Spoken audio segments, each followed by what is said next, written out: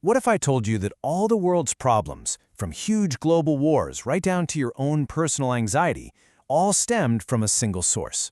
That's the really provocative idea we're digging into today. And it comes from an essay by an author named Xie Feng. And believe it or not, it all starts with one simple question. So what's your answer? Go on, think about it. Because, according to the author we're looking at, your gut reaction, whatever it is, reveals something incredibly deep about you.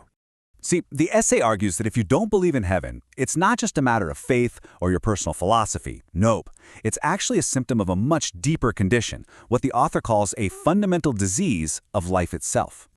Okay, so that leads us right into the core metaphor of this entire piece, this idea of a cancer cell, but in our very genes. So get this, the author's big idea is that selfishness isn't just, a bad personality trait or some kind of moral slip-up. It is, metaphorically speaking, a cancer, a rogue element deep inside our makeup that just corrupts everything from the inside out. And what's really wild is how this cancer supposedly works. It's like it puts a blindfold on you. The author claims a selfish person is basically incapable of believing in pure goodness or beauty because their selfishness literally blocks their perception. It stops them from seeing the world as it truly is. All right, so if this cancer is a real thing, what does it actually do? What are the symptoms? What kind of world does it create? Let's take a look.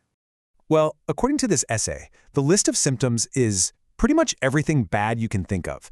Every negative emotion you feel, anxiety, fear, pain, and every social problem, like conflicts and arguments, all the way to everything fake, evil, and ugly in the world, it's all traced back to this one single source. It's a pretty bold diagnosis for, well, the entire human condition. And the author's view here is totally absolute, like no exceptions. Forget complex geopolitics or different ideologies. None of that really matters. In this view, every single conflict, from a tiny argument with your family to a massive world war, has the exact same root cause. And this chart here, it just lays it out perfectly. It shows the two realities the author is presenting. On one side, you've got the world built by the selfish, a world of friction, pain, and basically a world close to hell. But on the other, you've got the world built by the selfless, a realm of peace, beauty, and heaven right here on earth. So, that brings us to the cure, right? If selfishness is the disease, then the remedy, as you've probably guessed, is its polar opposite. And this is where that whole heaven idea becomes super important.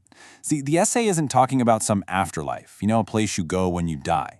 It's defining heaven as something real, something tangible, a domain created here and now by people who are completely selfless. It's a state of living, not some reward later on. So really, it all boils down to this one big argument. The most perfect, the absolute peak quality of life, is total and complete selflessness. But okay.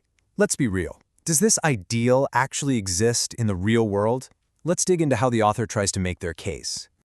I mean, right? It's one thing to talk about this stuff in theory, but has anyone, ever, actually achieved this state of perfect selflessness?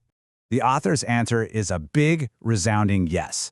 The text points to some major historical figures as proof: Jesus Christ, Buddha Shakyamuni, Lao Tzu, and even more modern examples like Mother Teresa and all the missionaries who built schools and hospitals, labeling them as real-world angels and bodhisattvas.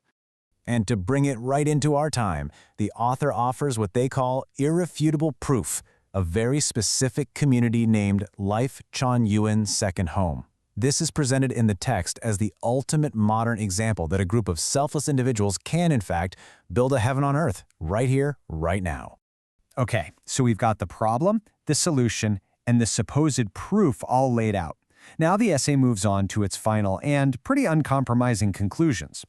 This quote is super interesting because it's a complete flip of a common saying.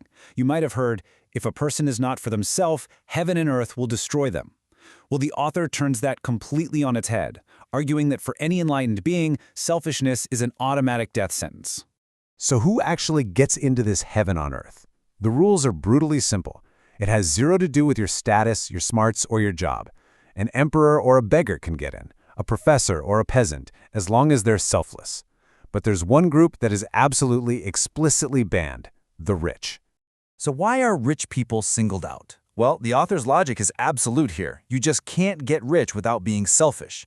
The fact that great wealth exists at the same time that poverty exists in the world is presented as all the proof you need of a rich person's fundamental selfishness.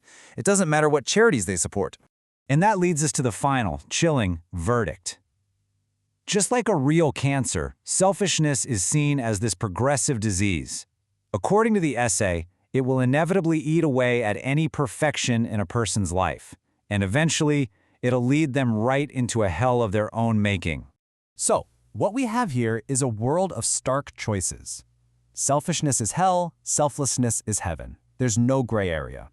So it leaves us with this question. If selfishness really is a cancer, is total selflessness the only cure? It's a heck of a question, and definitely one worth thinking about.